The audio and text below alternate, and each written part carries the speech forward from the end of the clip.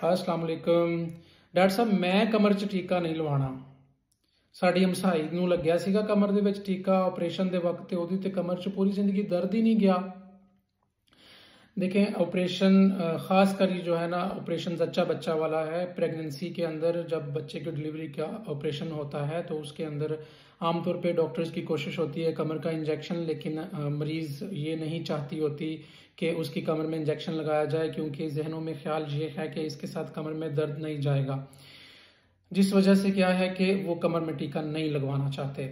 अब देखें बेहोशी के दो तरीकाकार हैं, एक मुकम्मल बेहोश करना, एक सिर्फ नीचे वाले हिस्से को बेहोश करना। मुकम्मल बेहोशी में पूरा बेहोश किया जाता है इंजेक्शन के जरिए और साथ में सांस वाली नाली एक डाल दी जाती है, जिसके साथ मरीजा बेहोशी के दौरान मशीन के जरिए सांस ले रही होती है, जिसको एनेस्थीसिया मशीन कहते हैं, जीए मशीन कहते हैं। दूसरा तरीकेकार ये होता है कि कमर में दो रीढ़ की हड्डियों के दरमियान में एक खाली जगह होती है जिसके अंदर इंजेक्शन लगाया जाता है एक खास, उसके साथ सिर्फ नीचे वाला हिस्सा बेहोश हो जाता है और मरीजा को पता नहीं चल रहा होता कि उसको कट लगाया जा रहा है, लेकिन मरीजा जाग रही होती है उसमें। अब देखें एक बात यहाँ पर गौर से सुनिएगा, बड़ी समझने वाली बात है। हमारी पुराने ज़माने की ख़वातीन आमतौर पे जो ब्रेस्ट फीडिंग करने वाली माएँ होती हैं उनको एक बात कहती होती हैं कि तू ना खट्टे किन्नू ना खाई, तू कोई खट्टी शै ना खाई, तू दुध पिलानी है अपने बच्चे नू ते एदा असर तेरे बच्चे नू जाऊगा, ओदा गला खराब हो जाऊगा। अब एक बात सोचें, जिन चीज़ों का असर दूध के जरिए जा सकता है बच्चे को अगर, तो वो माँ जिसके पेट के अंदर बच्चा है उसको वही खून मिल रहा है जो माँ का खुद का खून है, उसके अंदर से सप्लाई जा रही है उसको। उस सप्लाई में से जब हम एक बेहोशी वाली दवा डाल देंगे उस खून के अंदर, तो क्या उसका असर पेट के अंदर मौजूद बच्चे को नहीं जाएगा? एक कॉमन सेंस की बात है, जरा सोचें इस पे। अब देखें, माँ जिंदा है तो पेट में बच्चा भी जिंदा है, माँ होश में है तो पेट में बच्चा भी होश में है। और अगर आप माँ को बेहोशी वाली दवाई उसके कद और उसके वेट के हिसाब से जब देते हैं तो उसका सारा नहीं तो कुछ ना कुछ हिस्सा बच्चे को जरूर जाता है, जिसके साथ बच्चा बेहोशी के असर में आता है। अब देखें, जब पेट से हमने उसको, फर्ज करें हमने माँ को बेहोश कर दिया, बच्चे को पेट से जब बाहर निकाला, सबसे पहले बाहर आते ही उसको किस चीज की जरूरत है? सांस की। सांस के लिए बहुत जरूरी है कि वो रोए। और फर्ज करें हम दो बच्चे यहां पर रखते हैं, एक होश में है और एक बेहोश है। होश वाले को तो यूं उंगली लगाएंगे तो चीख के रोएगा, बेहोश वाले बच्चे को आप थप्पड़ भी मारेंगे तो वो कुछ मिनट लगा सकता है रोने में, जिससे क्या होता है कि वो कुछ मिनट्स में वो रोता नहीं है तो उसको ऑक्सीजन की सप्लाई नहीं मिल रही होती, तो ब्रेन उसका डैमेज हो जाता है। हमारे जो बच्चों के स्पेशलिस्ट न्यूरोनोटोलॉजिस्ट जो होते हैं, नए बच्चों के पैदा होने वाले नौ मौलूद बच्चों के जो डॉक्टर होते हैं, वो उनका ये कहना है कि first minute is the golden minute. उसके अंदर अगर बच्चा रोता नहीं है तो उसको ब्रेन डैमेज होने के चांसेस होते हैं, जिससे उसकी आने वाली ज़िंदगी में उसकी सलाहियतें कुछ कम हो सकती हैं, वो अपाहज रह सकता है, मफलूज रह सकता है, मसाइल हो सकते हैं। तो इस वजह से डॉक्टर्स ने एक फैसला किया कि ये वाला जो ऑपरेशन है जिसमें एक जिंदा जान है पेट के अंदर, उसको मुकम्मल बेहोश नहीं करना, माँ को सिर्फ नीचे वाले हिस्से को बेहोश करना चाहिए।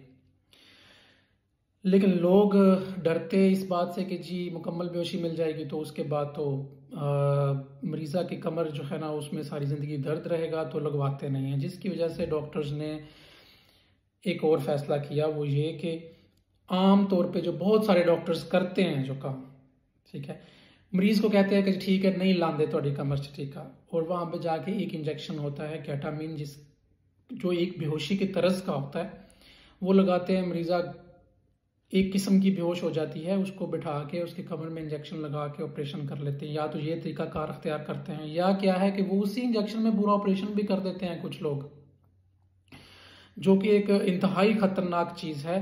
वो इंजेक्शन जो है, वो केटामीन जो दिया जाता है, वो मरीजा की सेहत के लिए भी और बच्चे की सेहत के लिए भी ठीक नहीं होता, उसके साथ बहुत सारे मसाइल होते हैं। ये एक बहुत लंबा टॉपिक है जिसके ऊपर डिस्कस करना अभी मुनासिब नहीं। मैं आपको सिर्फ और सिर्फ बेहोशी, मुकम्मल और कमर वाले इंजेक्शन के अंदर फ़र्क बताना चाह रहा हूँ या एक और तरीकाकार होता है मुकम्मल बेहोशी का, जिसके अंदर वाकई ही बेहोश किया जाता है मरीज को। उसमें मेडिसिन अलग होती हैं नाली डाल के, वो एक वेंटिलेटर किस्म का होता है।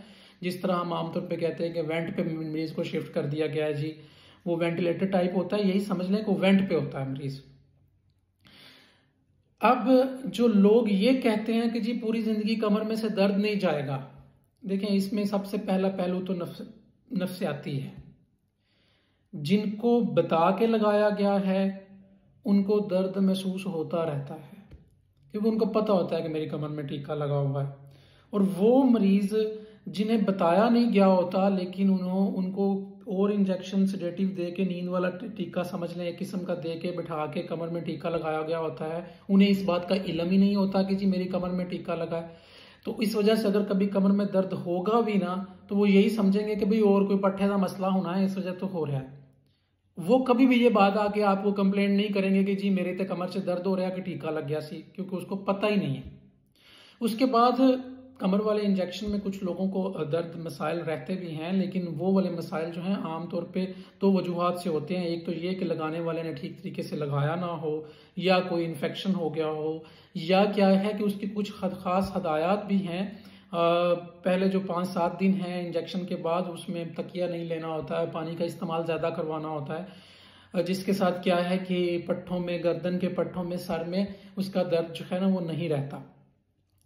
तो ये इस वीडियो का मकसद ये है कि वो लोग जो डॉक्टर्स के लिए बड़ा परेशानी का बायस बन जाते हैं आके कि डॉक्टर साहब नहीं कमर च टीका सी नहीं लगवाना, उनको खास बताने के लिए है कि आप जिस वजह से ऑपरेशन करवा रहे हैं, एक बच्चे की खातिर ऑपरेशन करवा रहे हैं ना, अगर वो बच्चा ही आपके बेहोशी के तरीके कार की वजह से मुतासर हो जाए, वो ठीक रह ना सके, तो क्या ये अक्लमंदी है?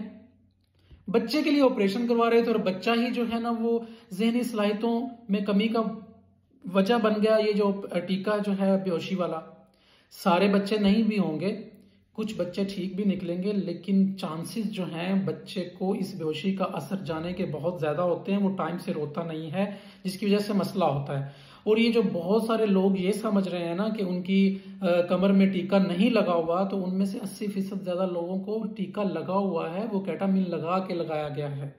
ठीक है, बहुत थोड़े लोग हैं इस तरह के जिनके पास जीए मशीन, पूरे वाली मुकम्मल मशीन होती है, वेंटिलेटर, वहां पे जीए दे के ऑपरेशन किया गया होता है, वो बहुत थोड़े हैं। लेकिन उस जीए मशीन से दिया गया भी मुकम्मल बेहोशी का असर भी बच्चे को जाता है। गो के बच्चे की ब्लड की सप्लाई दरमियान में एक ओवल होती है, प्लेसेंटा जिसको बोलते हैं, उसके दरमियान में एक बैरियर, एक फिल्टर लगा हुआ है। बहुत सारी चीजों को वो फिल्टर गुजरने नहीं देता, लेकिन ये जो बेहोशी का असर है ये जाता है बच्चे को, जिसके साथ बच्चा टाइम से आकर नहीं रोता। उसको मसाइल हो सकते हैं, एक बात। दूसरे नंबर पे पानी जो पेट का है वो बच्चे के मुंह के अंदर, खुराक वाली नाली के अंदर, सांस वाली नाली के अंदर चला जाता है, एस्पिरेशन जिसको बोलते हैं। सांस के मसाइल बच्चे को होने का डर होता है। गो के पूरे तरीके से अगर उसको मैनेज किया जाए तो बच्चे को बचाया भी जा सकता है, लेकिन ये रिस्क लेना ही क्यों है? एक इस डर से कि कमर में दर्द रहेगा, हालांकि इससे कमर का दर्द नहीं रहता है। ये लोगों की जहनी इख्तरा है। कमर के दर्द प्रेगनेंसी के बाद वैसे भी रहने होते हैं। क्यों? क्योंकि अब जाहिर सी बात है बच्चा पैदा किया है, मसाइल तो होंगे जिस्मानी तौर पे, जिसकी वजह से वो जो कमर का दर्द है, जिसको पता है कि टीका लगा वो उस पर डाल देते हैं, जिसको पता है कि मेरे नहीं लगा हुआ वो कहती है कि जी मेरे तो मस्कुलर पेन हो रहा है, पट्टों का दर्द है, पट्टों की खिंचाई होती है, ये है वो है। इसलिए अपने डॉक्टर्स को इस आजमाइश से बचाएं। खुद से उन्हें कह दिया करें कि डॉक्टर साहब कमर टीका ला लो, कोई मसले वाली गल नहीं है। अपना ख्याल रखें, अपने बच्चों का ख्याल रखें। बहुत शुक्रिया।